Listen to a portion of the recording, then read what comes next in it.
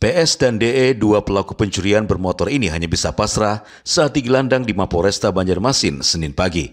Ironisnya, kedua pelaku merupakan oknum anggota polisi aktif di Polresta Banjarmasin.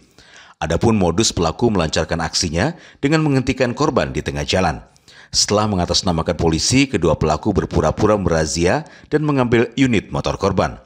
Awal mula kasus pencurian tersebut terendus ketika korban melapor ke Polresta Banjarmasin awal Agustus lalu. Dari pengembangan pihak kepolisian, akhirnya menemukan 5 unit motor curian di 3 lokasi berbeda, yakni Banjarmasin, Banjarbaru, dan Kabupaten Banjar. Untuk laporan awal ini adalah korban ada terjadi pembegalan yang diduga pelaku ini adalah anggota Polri. Setelah melakukan rangkaian penyelidikan, alhamdulillah kami dapati bahwa ada dugaan bahwasannya pelaku ini adalah oknum.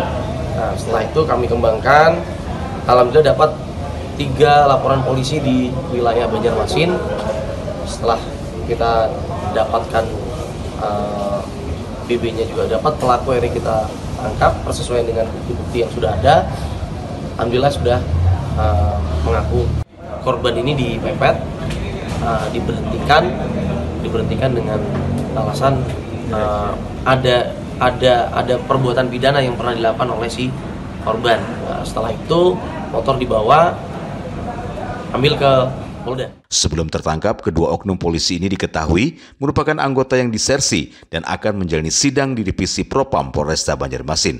Atas perbuatannya, kedua pelaku terancam 2 pasal, yakni 363 KUHP dan 368 tentang pencurian dan perampasan.